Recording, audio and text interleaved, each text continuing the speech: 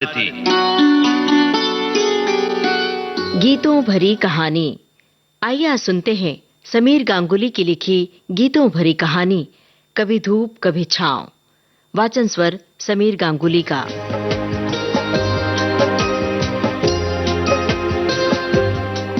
राजेश्वर के शहर आया हूं, धर्माबाद।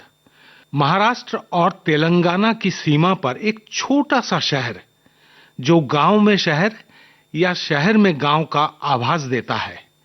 राजेश्वर की बेटी की शादी पर आया हूं। 2 दिन बाद शादी है, लेकिन यहां जिंदगी के कई रूप इतनी तेजी से नजर आ रहे हैं कि अगर यह सब विक्रम और बेताल देखते तो बेताल के पास तरह तरह के सवाल होते और पता नहीं विक्रम के पास उनके जवाब होते भी या नहीं। यहां राजेश्वर का एक बड़ा सा हवेली नुमा मकान है। वैसे तो मकान ज्यादा पुराना नहीं है, मगर उसने हवेली जैसा बनवाया है। शायद कला प्रेम उसके अस्तित्व का हिस्सा है, या फिर विज्ञापनों की दुनिया से एक लंबे अरसे तक जुड़े रहने का असर है। हवेली को दूर से देखने पर एक रहस्य जैसा एहसास होता है। हवेली के आसपास कोई दूसरा मकान नहीं, बस हरे भरे पेड़ हैं, फूलों की क्यारियां हैं, कुछ गाय भैंसे भी बंधी है एक तरफ। 4-6 अलग अलग नस्ल के कुत्ते भी दिखाई दिए। गौर से देखने पर ऐसा लगता है जैसे कि इस हवेली की भी एक कहानी हो, एक दास्तान हो। राजेश्वर इस छोटे से शहर का एक सम्मानित और प्रतिष्ठित व्यक्ति है। वह धनवान है। उसका वैभव उसके रहन सहन, बोलचाल और परिवेश में साफ नजर आता है। हवेली देखकर याद आ गया कि अगर हमारी विज्ञापन की दुनिया की शैतान कॉपीराइटर दोस्त दीप्ति आज यहां होती तो जरूर अपने बिंदास अंदाज में गला फाड़कर यही गीत गुनगुनाती।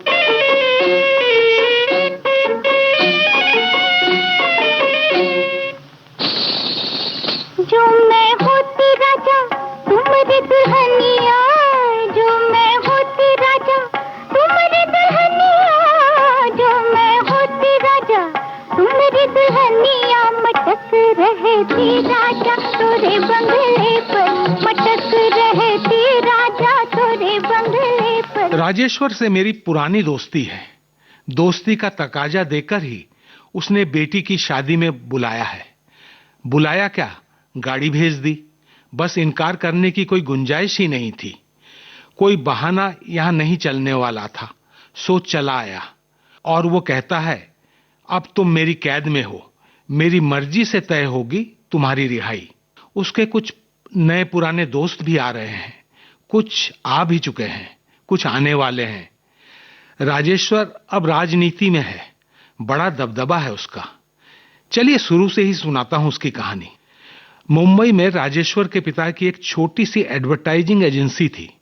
यह स्टूडियो बड़ी विज्ञापन एजेंसियों के लिए कॉन्ट्रैक्ट पर काम करता था, जैसे कि विज्ञापनों का सभी भाषाओं में अनुवाद कराना और उनके आर्टवर्क बनाना और फिर उन्हें रिलीज करना। मैं 80 के दशक की बात कर रहा हूं, तब ऐसे ही काम होता था और मैं इनसे जुड़ा एक हिंदी कॉपीराइटर के रूप में। दीप्ति भी हिंदी कॉपीराइटर के रूप में ही जुड़ी थी। पंजाबी भाषा के मक्खन सिंह, उर्दू के फारूकी, गुजराती के मनु सोनी, तेलुगु की सीतम्मा, मलयालम के ज्योतिराम, बांग्ला के प्रवीरदा भी इसी तरह जुड़े। तब राजेश पिता का असिस्टेंट हुआ करता था, लेकिन हम उम्र होने के कारण जल्दी ही दोस्त बन गया। फिर उसने पिता का सारा काम संभाल लिया। सबकी परवाह करने और बेवजह भी पार्टी देने की उसकी आदत ने उसे हम सबका अच्छा दोस्त बना लिया। वह दोस्तों के परिवार की हर मैयत और शादी विवाह में भी हमेशा पहुंच जाता था। बुलाए जाने की औपचारिकता में उसका कभी विश्वास नहीं रहा। वह हमारा ऐसा दोस्त था, बल्कि ऐसा बैंक था जहां से आप सिर्फ पैसा निकाल सकते हैं, जमा करने की जरूरत ही नहीं। हालांकि उसके इस स्वभाव ने उसे क्लाइंट भी खूब दिलाए, उनके बीच लोकप्रिय भी बनाया और काफी अर्थलाभ भी कराया। दूसरे शब्दों में कहूं तो राजेश्वर पैसा खर्च करने के साथ साथ पैसा कमाने की कला भी खूब जानता था, मगर हमेशा से था वो यारों का यार।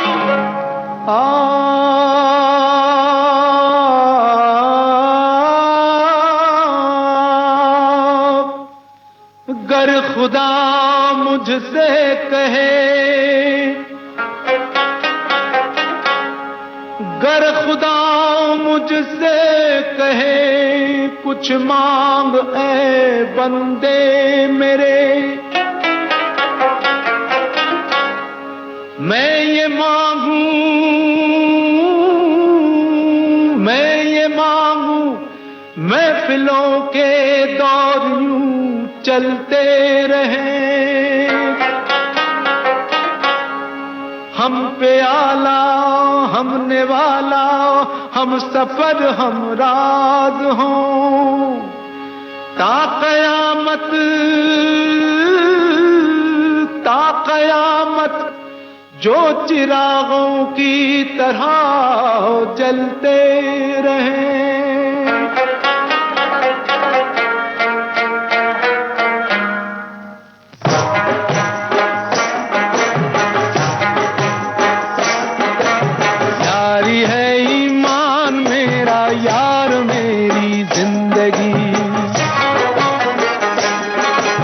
यारी है ईमान मेरा, यार मेरी जिंदगी, प्यार हो बंदों से ये, प्यार हो बंदों से ये सबसे बड़ी है बंदगी, यारी है ईमान मेरा, यार मेरी जिंदगी।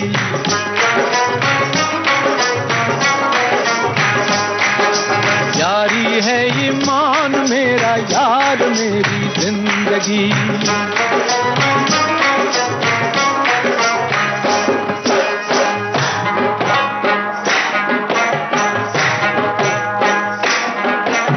साज दिल छेड़ो जहां में, साज दिल छेड़ो जहां में, प्यार की गूंजे सदा। साज दिल छेड़ो जहां में, प्यार की गूंजे सदा। जिन दिलों में प्यार है उनसे बहारें हों फिदा। प्यार लेके नूर आया, प्यार लेके नूर आया, प्यार लेके सादगी। यारी है, अरे यारी है ईमान मेरा, यार मेरी जिंदगी। यारी है ईमान मेरा, यार मेरी जिंदगी।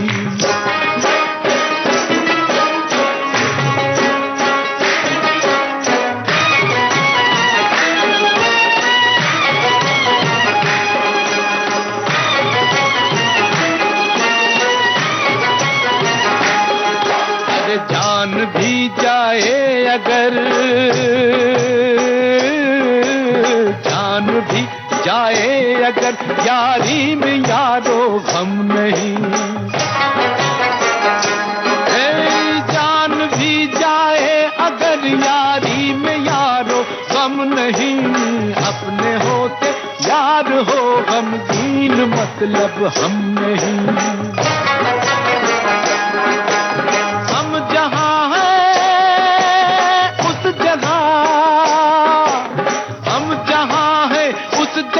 झूमेगी नाचेगी खुशी। यारी है, अरे यारी है ईमान मेरा, यार मेरी जिंदगी।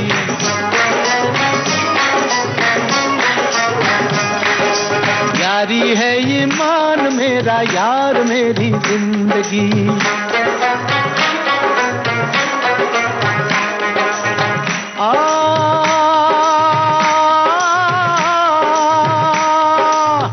गुले गुलजार क्यों बेजार नजर आता है, गुले गुलजार क्यों बेजार नजर आता है। चश्म बद का शिकार यार नजर आता है। छुपाना हमसे जरा हाले दिल सुना दे तू, तेरी हंसी की कीमत क्या है ये बता दे तू। तेरी हंसी की कीमत क्या है ये बता दे तू।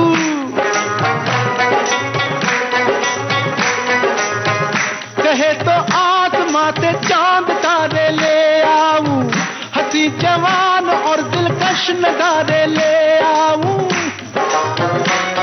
ओए ओए कुर्बान तेरा ममनून हूँ,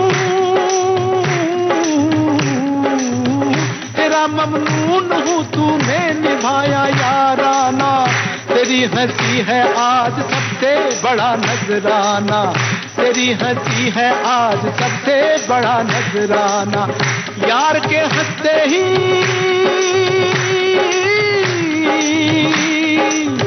यार के हंसते ही महफिल पे जवानी आ गई, आ गई। यारी है, यारी है ईमान मेरा, यार मेरी जिंदगी। यारी है ईमान मेरा, यार मेरी जिंदगी। ओ यारी है ईमान मेरा, यार मेरी जिंदगी। लोशे कुर्बान कुर्बान।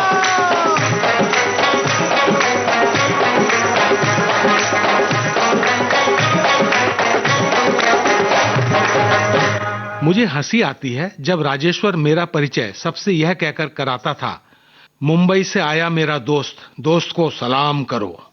और तब शक्ल सूरत और दबंग आवाज से वह किसी डॉन से कम नजर नहीं आता था। पता नहीं गांव के लोग और उसके रिश्तेदार भी उससे डरते हैं या उसकी इज्जत करते हैं कि उसे देखते ही सबके हाथ जुड़ जाते हैं और सब उसके लिए रास्ता छोड़ देते हैं। राजेश्वर की बेटी की शादी दूसरे गांव के एक समृद्ध परिवार में हो रही है। लड़का विदेश में रहता है, बढ़िया नौकरी करता है। इकलौती बेटी भी शादी के बाद विदेश चली जाएगी। शाम को गांव घुमाते और अपनी जमीन जायदाद दिखाते समय राजेश्वर मुझे बताता है कि शादी बिल्कुल सादगी से होगी, क्योंकि लड़के लड़की ने तय किया है कि शादी में होने वाला खर्चा यहाँ के एक अस्पताल को दान कर दिया जाएगा। यह सुनकर मैं ठिठक कर रुक जाता हूँ। राजेश्वर ने पहले कई बार कहा था कि उनके समाज में पढ़े लिखों में भी दहेज का चलन है। यह कुप्रथा कई बार रूप या परिभाषा बदल लेती है। ऐसे में सादगी से शादी की बात सुनकर बस अच्छा लगता है। ऐसी सोच कहां से आई बच्चों में? मैं सोचता हूं और मुस्कुराता हूं जैसे उत्तर मिल गया हो। सच, जब दिल मिल जाते हैं तो रुपए पैसों की दौलत छोटी पड़ जाती है।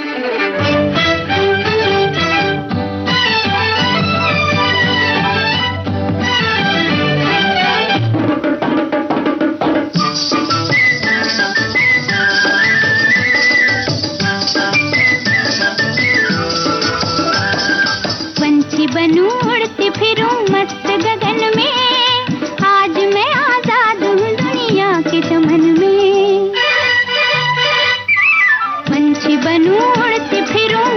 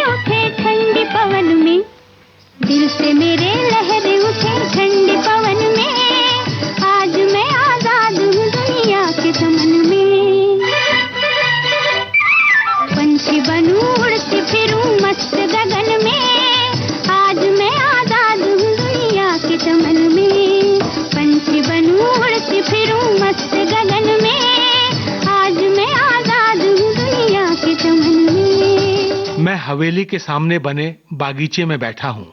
अचानक एक नौजवान आकर मिठाई का डब्बा मेरी तरफ बढ़ाता है। मेरी आंखों में हैरानी देखकर बताता है कि राज्य की पुलिस सेवा में नियुक्ति का पत्र आया है। इस खुशी में वह मुंह मीठा कराना चाहता है। वो राजेश्वर की बहन का बेटा है। मैं उसकी तरफ देखकर अंदाजा लगाना चाहता हूं कि क्या वह वर्दी पहनकर घूस लेगा या नहीं। कोई जवाब नहीं मिलता। मैं मिठाई का एक टुकड़ा उठा लेता हूं। वह आगे बढ़ जाता है। वह मिठाई का डिब्बा एक दूसरे बुजुर्ग के आगे बढ़ाता है। वह बूढ़ा मुंह फेर कर रूखा सा जवाब देता है, मुझे डायबिटीज है। लड़का मनुहार करता है, काका गुस्सा थूक दो, बाबा की गलती को माफ करो, एक टुकड़ा खा लो, मुझे अच्छा लगेगा। बूढ़ा गुस्से से चीखता है, मुझे मारना चाहता है क्या? मिठाई खाकर मर जाऊं क्या? यही चाहता है ना तेरा सारा परिवार। बूढ़ा खांसने लगता है, फिर हाँफने लगता है। वह लड़का उन्हें एक कुर्सी पर बिठाता है, दौड़कर पानी का एक गिलास लाता है, बूढ़े को थमाता है। बूढ़ा गटागट पानी पी जाता है। कुछ पल सन्नाटा छाया रहता है। बूढ़े का हाँफना कम होता है। फिर वह सामने खड़े लड़के की तरफ देखता है। लड़का चुपचाप सहमा सा खड़ा है। बूढ़ा नकली गुस्से से बोलता है, अब मिठाई खिलाएगा कि नहीं? ला, अब तो डबल मिठाई खाऊंगा। डायबिटीज गई तेल लेने। लड़का खुश हो जाता है। मिठाई का पूरा डब्बा थमा देता है उन्हें। दोनों हंसते हैं। मुझे भी हंसी आ जाती है। रिश्तों का यह नमक मिर्च अच्छा लगता है।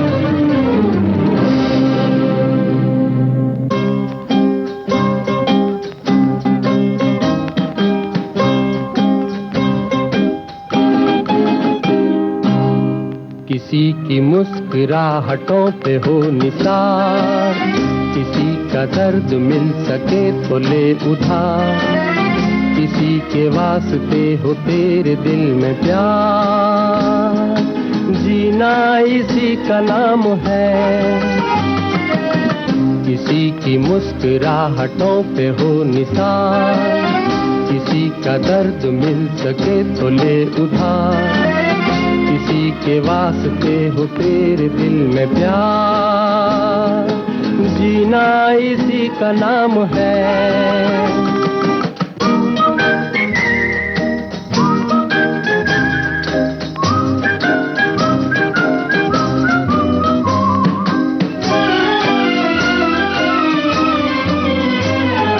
माना अपनी जेब से फकीर है, फिर भी यारो दिल के हम अमीर हैं।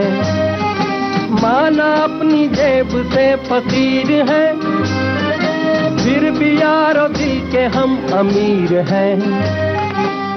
मिटे जो प्यार के लिए वो जिंदगी, जले बाहर के लिए वो जिंदगी, किसी को हो ना हो हमें तो एतबार, जीना इसी का नाम है।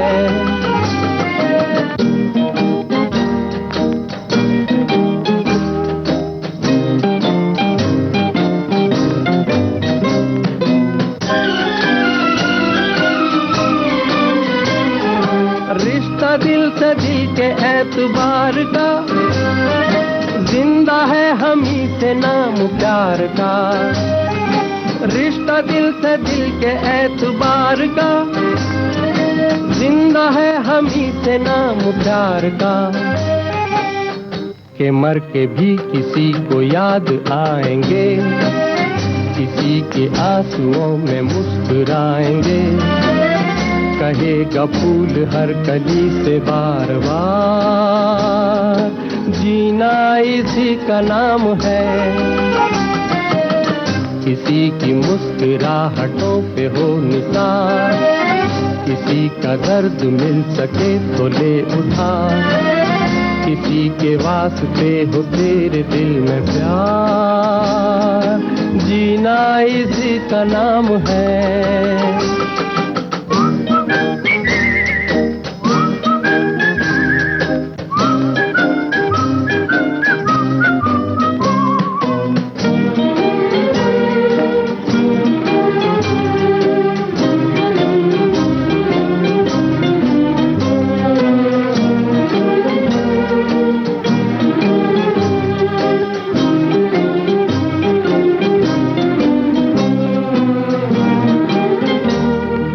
दोपहर को खाना खाकर मैं अपने कमरे में सुस्ता रहा था। राजेश्वर किसी काम से नांदेड़ गया था। तभी कमरे में एक वृद्धा प्रवेश करके मुझे घूरते हुए कहती है, राजू के दोस्त हो ना? अरे उसे समझाओ गलत रास्ते पर ना जाए, पैसा कमाने की भूख कभी खत्म नहीं होती, और उसे कहो हमारी जमीन लौटा दे, वरना मैं शादी के दिन आत्महत्या कर लूंगी। इसी घर में तुम्हारे इस पाखंडी दोस्त की सारी पोल खोल दूंगी। वह जैसे आई थी वैसे ही लौट जाती है। मैं सहम के रह जाता हूं। एक अनिष्ट आशंका से मन विचलित हो जाता है। राजेश्वर से क्या कहूं, या बस एक मेहमान की तरह तटस्थ भाव से सब देखता रहूं? हवेली मेहमानों से भरने लगी है। थोड़ी देर बाद एक औरत आती है और मुझसे पूछती है, ताई ने आपसे क्या कहा? मैं चुप रहता हूं। वह गिड़गिड़ाती है, आप काका से कुछ मत कहना। ताई के पति की एक हादसे में मौत के बाद वह विक्षिप्त हो गई है। उनका कोई और नहीं है। अब काका ही उनकी और उनकी जमीन की देखभाल करते हैं। लेकिन काकी के मन में जाने क्यों यह बात बैठ गई है कि काका ने उनकी जमीन हड़प ली है। शायद दूसरे रिश्तेदारों ने यह बात उनके मन में भर दी है। लेकिन सच्चाई यही है, ताई काका के कारण ही जिंदा है। काका यानी राजेश्वर। वह औरत हाथ जोड़कर चली गई है। राजेश्वर ने बतलाया है कि कुछ मेहमानों को 2 अलग-अलग होटलों में ठहराया गया है। इसीलिए शायद मैं कुछ मेहमानों के हस्तक्षेप से बच जाऊं, कुछ अनर्गल बातों को मुझे ना सुनना पड़े। मैं चुपचाप अपनी डायरी खोल लेता हूं और एक कविता लिखने लगता हूं। सबके अपने अपने गम हैं, अपनी अपनी खुशियां हैं। मैं हर कहीं हीरो नहीं हो सकता, यह वक्त ने मुझे समझा दिया है। संसार है एक नदिया, दुख सुख 2 किनारे हैं, ना जाने कहाँ जाए हम बहते धारे हैं। संसार है एक नदिया, दुख सुख 2 किनारे हैं, ना जाने कहाँ जाए हम बहते धारे हैं। संसार है एक नदिया।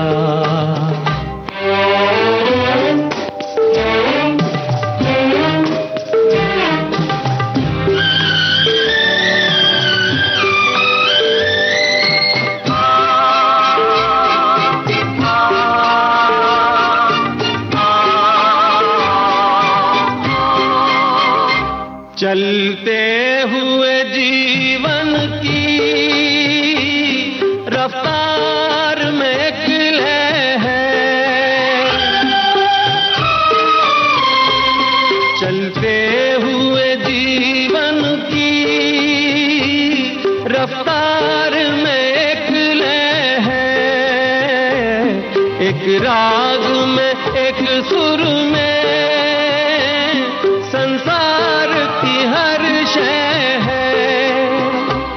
संसार प्यार की हर शय एक ताल पे गर्दिश में, ये चांद सितारे हैं ना जाने कहाँ जाए, हम बहते धारे हैं, हम बहते धारे हैं, हम बहते धारे। खाने की मेज पर बैठा मैं सबको देख रहा हूँ। राजेश्वर से कह दिया है कि यार मेरी चिंता मत कर, मुझे अकेले सारे नजारे का मजा लेने दे। और अब मैं वही कर रहा हूँ। एक लड़का और एक लड़की आंखों आंखों में बातें कर रहे हैं। साफ है अभी तक परिचय नहीं हुआ है। उनमें थोड़ी झिझक है, थोड़ा डर है और ढेर सारी चाहत भी है एक दूसरे को जानने की। लड़का हिम्मत करके उसकी तरफ बढ़ता है। लड़की का दिल जोर जोर से धड़कने लगता है। मैं गौर से देखता हूँ, आगे के दृश्य की कल्पना करता हूँ। लड़का घबराकर दिशा बदल देता है और प्लेट में पुलाव डालने लगता है। लड़की घबरा के चारों तरफ देखती है कि कहीं किसी को शक तो नहीं हुआ। फिर आंखों आंखों में मुस्कुराती है। मेरा जी चाहता है लड़के के पास जाकर कहूं कि बेटा हिम्मत कर, लेकिन कुछ नहीं कहता। बस उम्मीद करता हूं कि शादी होने तक इनकी बात जरूर आगे बढ़ेगी। वही आंखों में इशारा हो गया, बैठ बैठ जीने का सहारा हो गया। आंखों ही आंखों में इशारा हो गया, बैठ बैठ जीने का सहारा हो गया। आंखों ही आंखों में।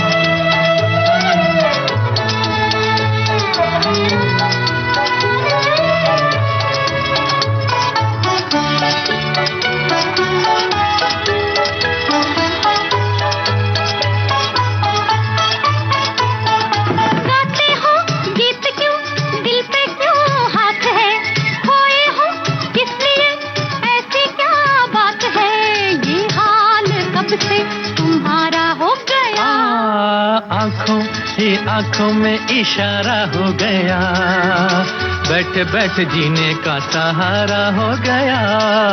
आंखों ही आंखों में इशारा हो गया, बैठ बैठ जीने का सहारा हो गया। आंखों ही आंखों में।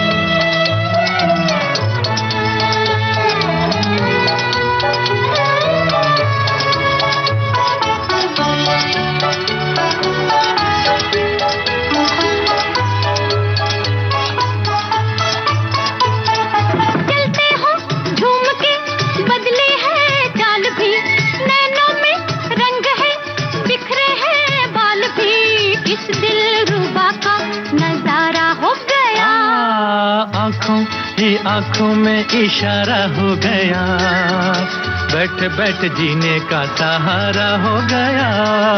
आंखों ही आंखों में इशारा हो गया, बैठ बैठ जीने का सहारा हो गया। आंखों ही आंखों में।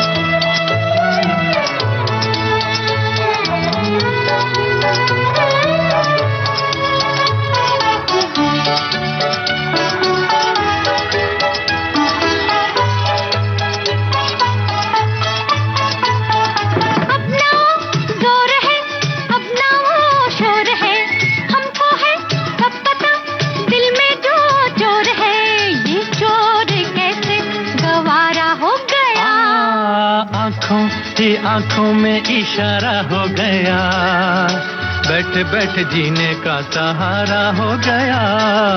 आंखों ही आंखों में इशारा हो गया, बैठ बैठ जीने का सहारा हो गया। आंखों ही आंखों में।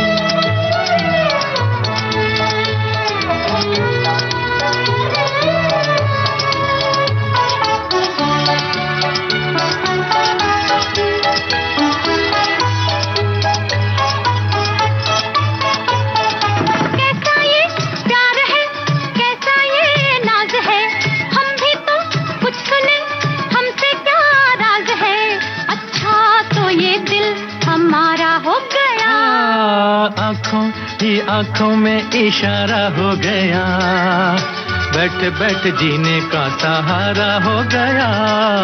आंखों ही आंखों में इशारा हो गया, बैठ बैठ जीने का सहारा हो गया। आंखों ही आंखों में इशारा हो गया, बैठ बैठ जीने का सहारा हो गया। आंखों ही आंखों में। लो, एक बेटी जाने वाली है और उससे पहले एक बेटी के घर आने की खबर आ गई। एक और घटना कल रात घटी। राजेश्वर की एक रिश्तेदार की पुत्रवधू को कल रात वक्त से पहले प्रसव वेदना हुई और रात को ही उसे यहाँ के एक नर्सिंग होम में ले जाया गया, जहां आज सवेरे उसने एक नन्ही सी जान को जन्म दिया। अब सारे घर में उसी की चर्चा है। मुझे भी ऐसा लगता है शहनाई से पहले घर में किलकारी गूंज रही है। मुझे लगता है बच्ची के स्वागत में कोई प्यारा सा गीत गुनगुनाऊं। कई महिलाओं को एक नया काम मिल गया है। बच्ची का नाम क्या रखा जाएगा? नाम के बहाने देश की कुछ प्राचीन विदुषी नारी रत्नों के सामाजिक, आध्यात्मिक, साहित्यिक और ज्ञान विज्ञान के क्षेत्र में योगदान पर चर्चा चल पड़ी है। नए जमाने की लड़कियां भी इस चर्चा में अपना योगदान दे रही हैं और उनके सुझावों का दायरा वैश्विक है। अनेक विदेशी नाम भी मैं सुनकर चौंक रहा हूं। सच, आज के जमाने में हमारी लड़कियों ने कितनी तरक्की की है।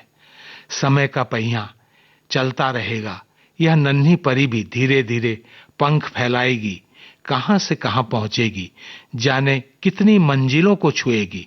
फिर एक दिन कहीं इसी तरह उसकी भी शादी होगी, वह भी दुल्हन की तरह सजेगी। ईश्वर करे उसकी दुनिया में सुख ही सुख हो, खुशी ही खुशी हो। हाँ, चल के तुझे मैं लेके चलूं एक ऐसे गगन के तले, जहाँ गम भी न हो, आंसू भी न हो, बस प्यार ही प्यार पले। हाँ, चल के तुझे मैं लेके चलूं एक ऐसे गगन के तले, जहाँ गम भी न हो, आंसू भी न हो, बस प्यार ही प्यार फले, एक ऐसे गगन के तले।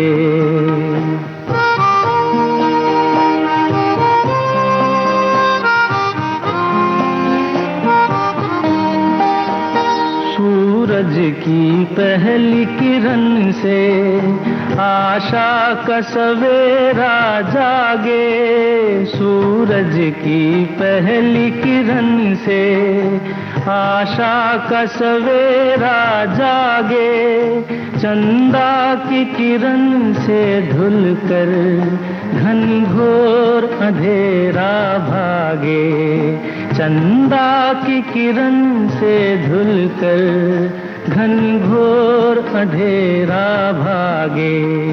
कभी धूप खिले कभी छाँव मिले, लंबी सी डगर न खले, जहाँ गम भी न हो, आंसू भी न हो, बस प्यार ही प्यार फले, एक ऐसे गगन के तले।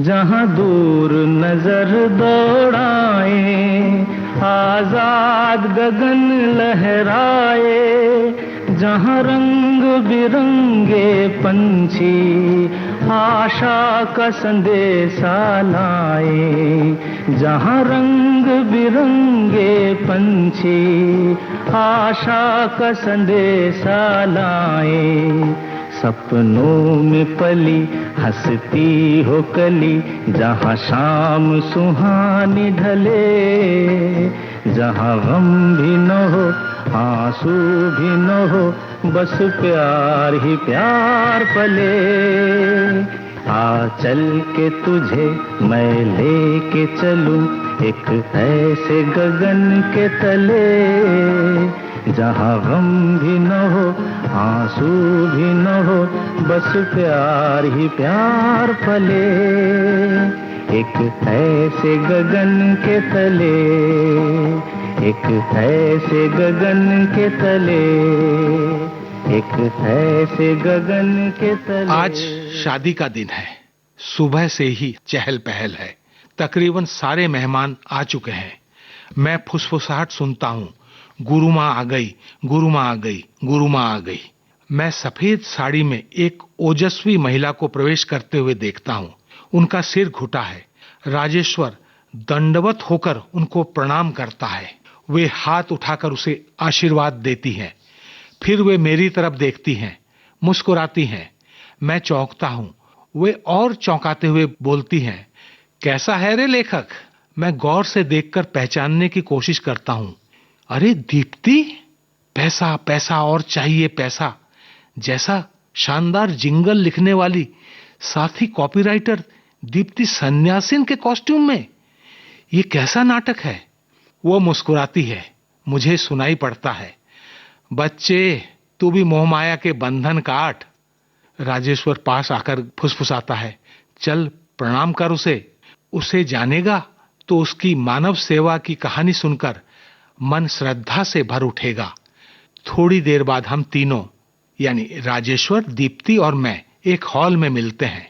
गुजरे जमाने को याद करते हैं। फिर मुझे पता चलता है दीप्ति एक ऐसा आश्रम चलाती है जो मानसिक रोग से पीड़ित वृद्धों को आश्रय देता है। उसके आश्रम में इस समय करीब 35 ऐसे लोग रहते हैं। ये लोग डिमेंशिया या अन्य याददाश्त खोने की बीमारी से पीड़ित हैं। वे अपनी सामान्य देखभाल भी नहीं कर पाते। उन्हें कुछ भी याद नहीं रहता है। अक्सर वे दीप्ति को भी नहीं पहचान पाते हैं। हर दिन वह और उसके आश्रम के कुछ साथी नई पहचान के साथ उनके पास जाते हैं। मैं भी वादा करता हूं कि एक दिन उसके आश्रम में अवश्य जाऊंगा। वह पूछती है, लेखक याददाश्त रहते ही ना? मैं उसके इस कटाक्ष में समाज की इन लोगों के साथ उपेक्षा को महसूस कर पाता हूं। बस जवाब नहीं देता, लेकिन मन ही मन कुछ निश्चित अवश्य करता हूं।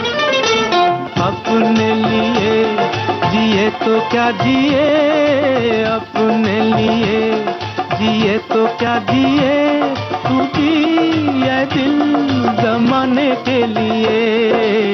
अपने लिए जिए तो क्या जिए।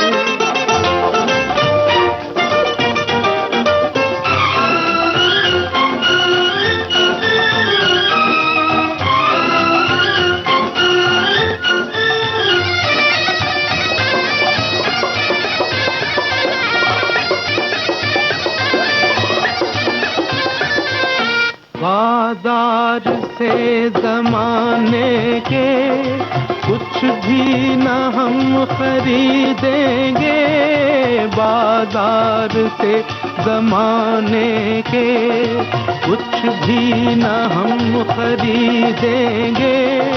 हाँ बेच कर खुशी अपनी लोगों के गम खरीदेंगे। बुझते दिए जलाने के लिए, बुझते दिए जलाने के लिए, तू जिए दिल जमाने के लिए। अपने लिए जिए तो क्या जिए।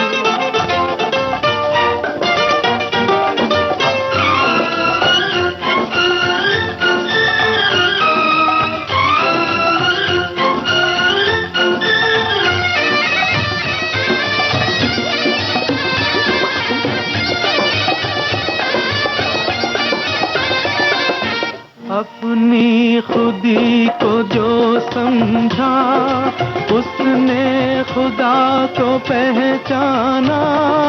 अपनी खुदी को जो समझा, उसने खुदा को पहचाना।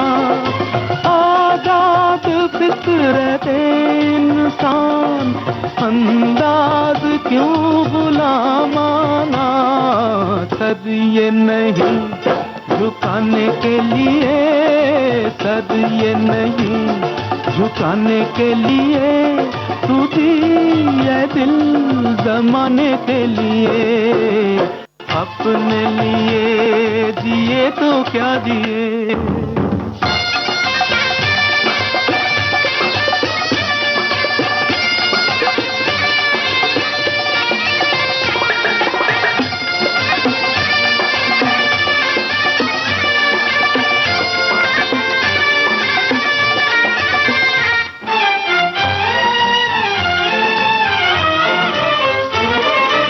हिम्मत बुलंद है अपनी, पत्थर सी जान रखते हैं। हिम्मत बुलंद है अपनी, पत्थर सी जान रखते हैं।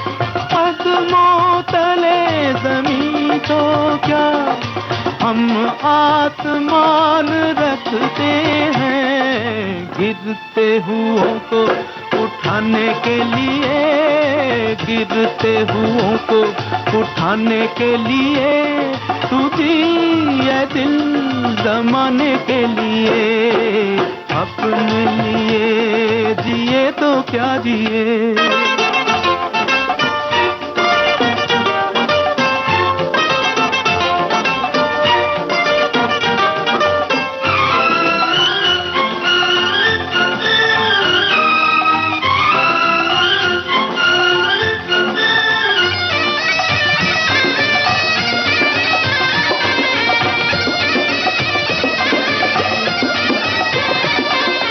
चल आफताब लेकर चल, चल माहताब लेकर चल, चल आफताब लेकर चल, चल माहताब लेकर चल। तू अपनी एक ठोकर में 100 इनकलाब लेकर चल।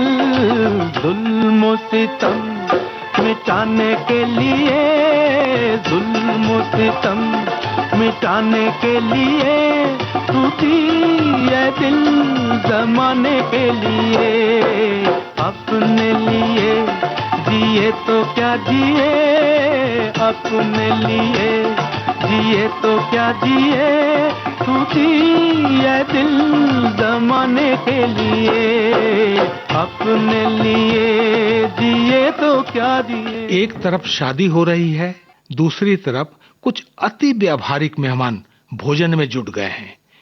यह नजारा भी बड़ा रोचक होता है। किसी की प्लेट, उसमें भरी चीजों की मात्रा और चैन को देखकर हम कई बार उसकी पर्सनैलिटी को स्कैन कर लेते हैं। मैं भी यही कर रहा हूं। एक आदमी की प्लेट में सिर्फ गुलाब जामुन भरे हैं, कोई दूसरी चीज नहीं। भोजन की शुरुआत यहीं से होकर शायद यहीं पर अंत होने वाली है। एक तरुणी सलाद जीवी प्रतीत होती है और एक नौजवान जनाब थोड़ा खफा है कि खाना इतना सादा क्यों है, कुछ और भी इंतजाम है क्या।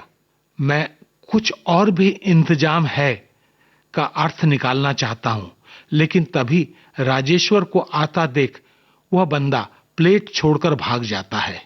मैं समझ गया कि वह बिन बुलाया मेहमान है। राजेश्वर ने उसे नहीं देखा।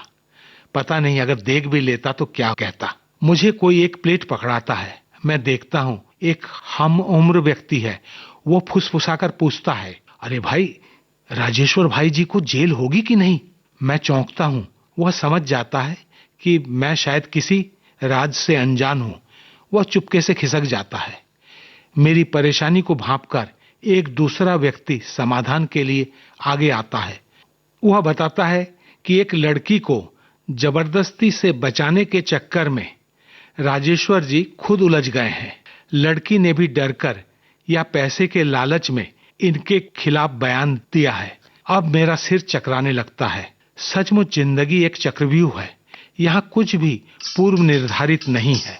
बड़े शोरगुल के साथ शादी संपन्न हुई। बनो तेरी अखियां सुर में रानी बनो तेरी अखियाँ, सुर में रानी बनो तेरी अखियाँ, सुर में रानी।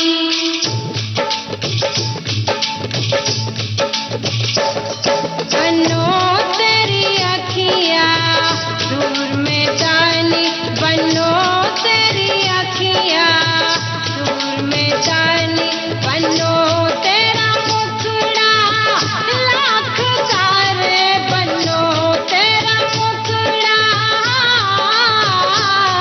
बनो तेरा मुखड़ा लाख तारे, बनो तेरा कंगन है हजारी, बनो तेरा कंगन है हजारी, बनो तेरी अखियाँ सुर में जानी।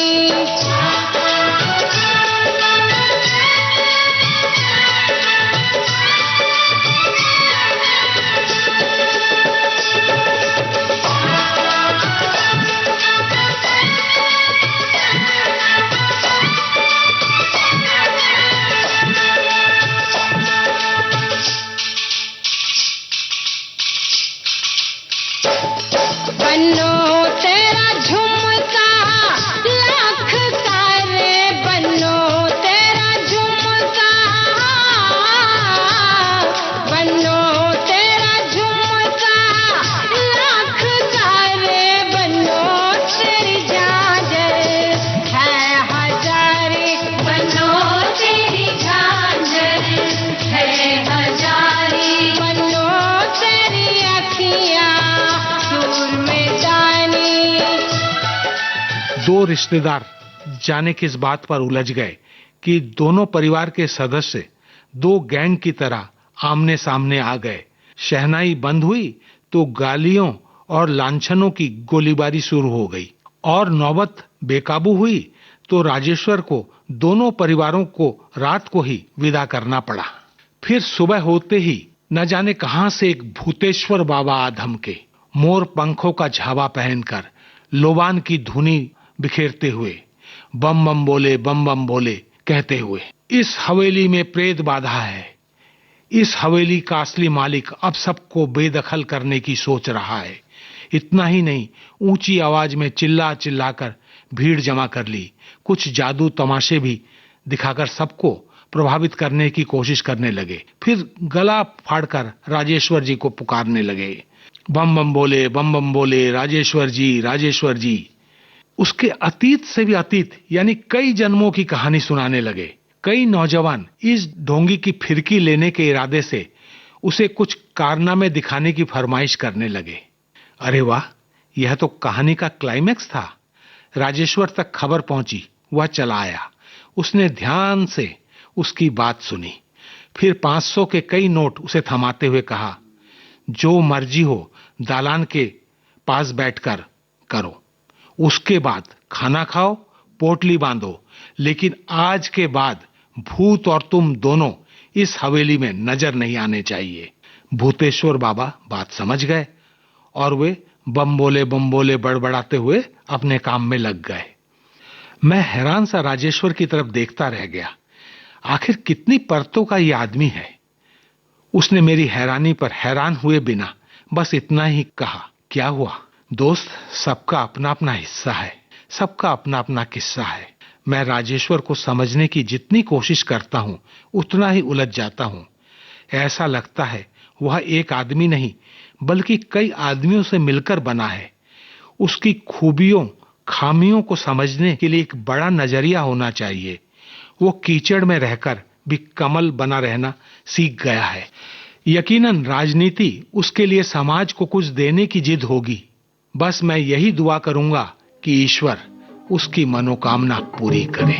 किस्मत के खेल निराले मेरे भैया, किस्मत के खेल निराले मेरे भैया, किस्मत का लिखा कौन टाले मेरे भैया, किस्मत के खेल निराले मेरे भैया, किस्मत के खेल निराले मेरे भैया।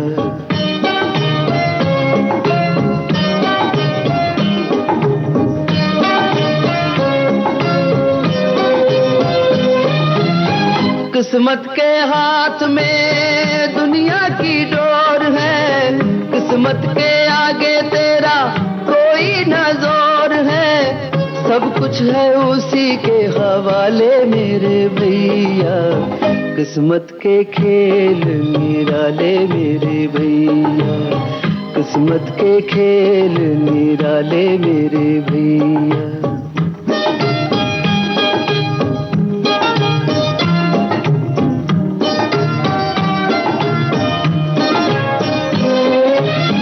किस्मत में लिखा है जो सुख का सवेरा, कब तक रहेगा ये गम का अंधेरा, एक दिन तो मिलेंगे उजाले मेरे भैया, किस्मत के खेल निराले मेरे भैया, किस्मत के खेल निराले मेरे भैया।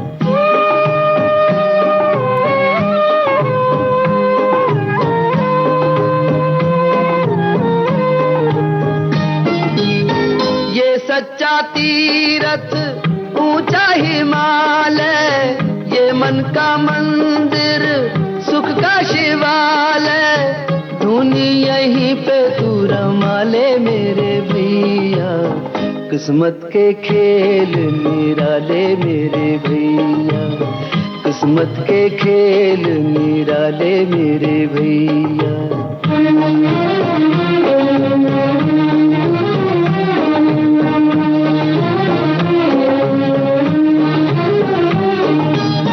दुनिया में प्राणी क्या क्या सपने सजाए, किस्मत की आंधी उन्हें पल में मिटाए, बिगड़ी को कौन संभाले मेरे भैया, किस्मत के खेल निराले मेरे भैया, किस्मत के खेल निराले मेरे भैया, किस्मत का लिखा कौन टाले मेरे भैया, किस्मत के खेल निराले मेरे भैया, किस्मत के खेल निराले मेरे भैया, किस्मत के खेल निराले मेरे भैया। कभी धूप कभी छांव। अभी आप सुन रहे थे समीर गांगुली की लिखी ये गीतों भरी कहानी। वाचन स्वर समीर गांगुली का था। संपादन और प्रस्तुति रमेश गोखले की थी।